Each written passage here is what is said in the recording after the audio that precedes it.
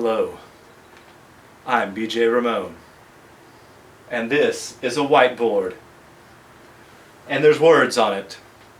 A disciple of Christ reveals, reflects God by living a word-centered, prayer-centered, spirit-led, compassionate, transformed, missional life in community.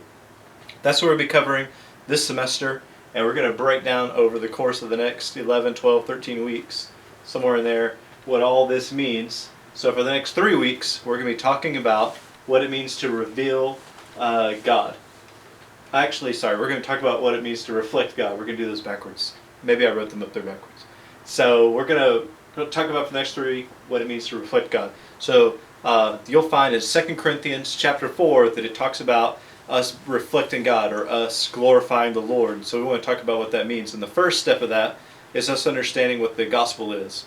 So this week we're going to present what we believe to be the good news of the gospel of Jesus. That God created everything because God is love.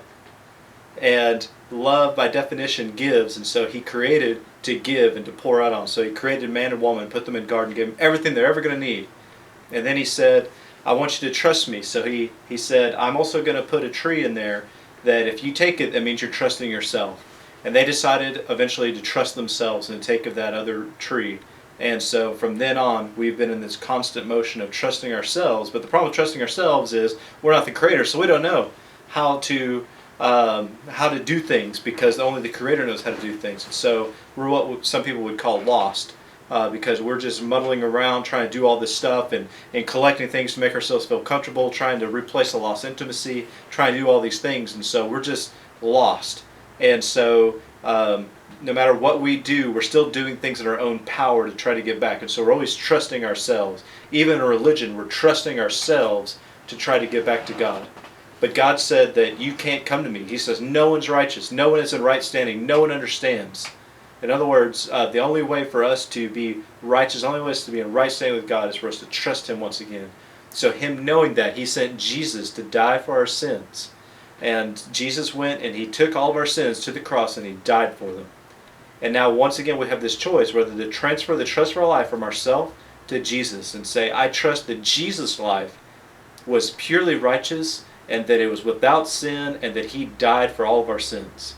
And we're transferring the trust of our life over to Him.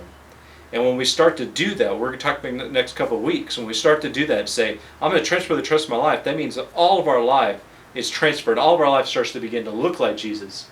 And so we begin to reflect who Jesus is because our life is dying.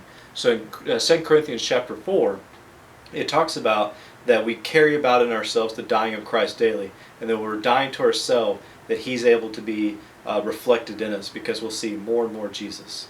So in your small groups, you're going to have some opportunity now to talk about some of those things, talk about what the gospel means so we can all have one understanding.